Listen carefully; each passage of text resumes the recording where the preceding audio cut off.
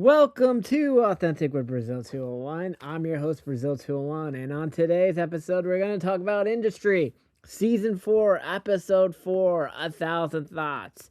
And boy, does a lot of shit happen this fucking episode. We have 4 key storylines happening, and I gotta say, Kieran Shipka is the MVP of this season.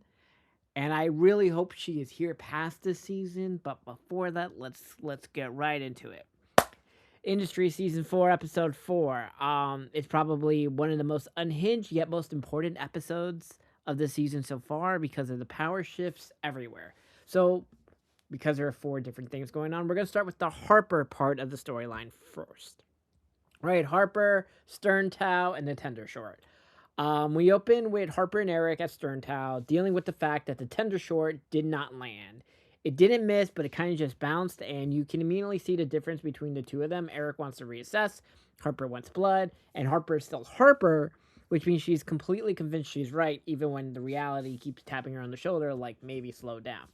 Harper is adamant that Tender is hiding something structural.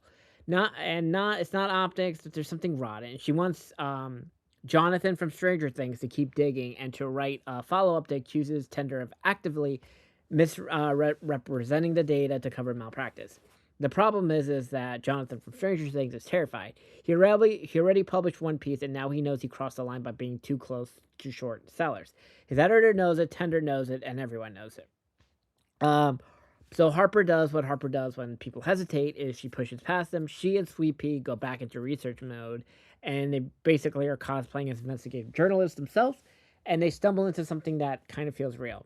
Sweet Pea talks to Cal Penn, the former CEO of Tender, and that conversation doesn't blow anything wide open, but it kind of opens the door. The name Tony Day comes up, and Tony Day is the CFO of Tender in Africa, and his resume makes kind of no sense. It's Morgan Stanley, then a private security firm, then ACCRA during the economic chaos, failed telecom projects, failed rail projects, and then suddenly he's like CFO of Tender Africa. And there's a photo of him at the takeover deals look stage, like corporate stock photography levels of stage. Now we add to the fact that Whitney Hallebrand is constantly flying the ACCRA, and then suddenly Ghana, it looks like a real star. So Harper clocks it immediately and decides that someone needs to get eyes on the ground.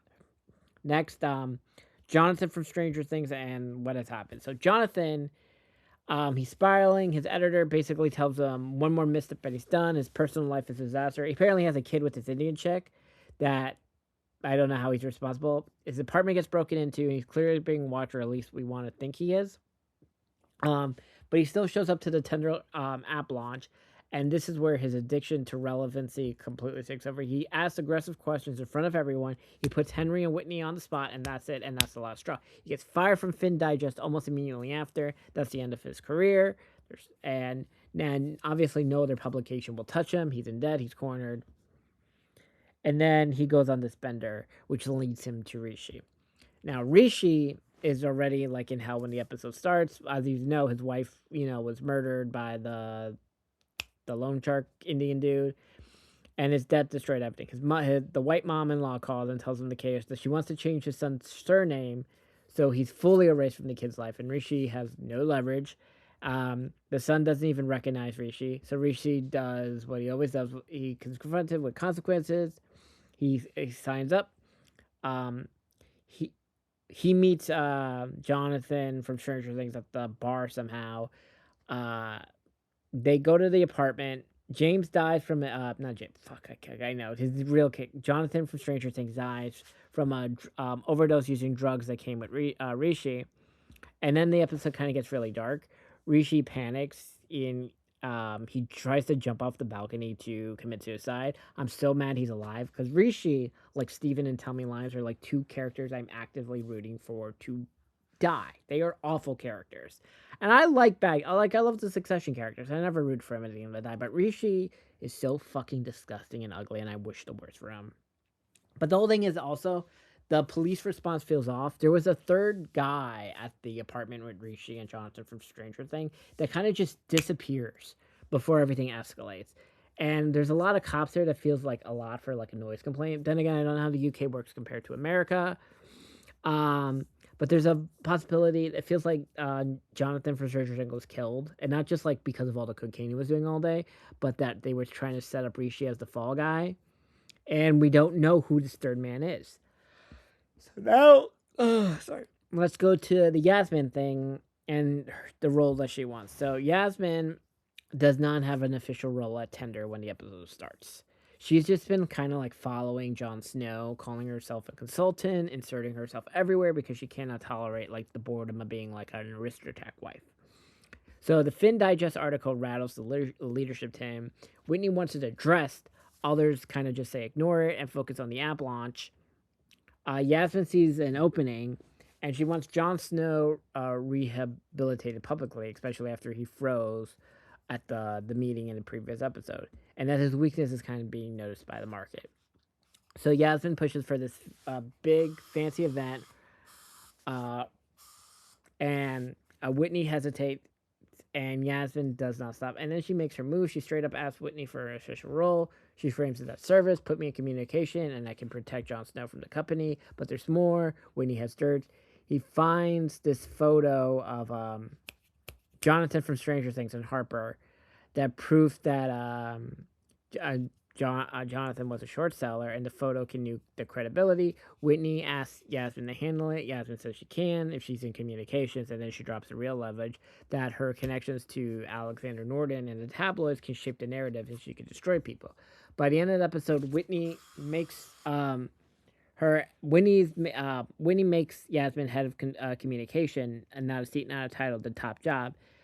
Yasmin fires Robin on the spot when he refuses to work under her. Now to Haley, who Kieran Shipka has been the MVP this season. Haley, the executive assistant, has been like quietly watching it. Yeah, Yasmin thought Haley was not a naive farm white girl, right? That Yasmin groomed her, used sex and promises in advance to secure loyalty and silence. Yasmin thinks she's in control, but when Yasmin gets Haley a role in communication, she's proud of herself. She thinks she's done a good deed, and then Haley reveals the truth. She knew exactly what Yasmin was doing, and that she's done it many times before. She let Yasmin think she had power because she needed the leverage, and now she has it. And Haley doesn't, threaten loudly, but she calmly tells Yasmin that if things go sideways, I can burn her. And suddenly Yasmin realized she created someone that has influence over her and Henry. Then let's go to Jon Snow and Whitney.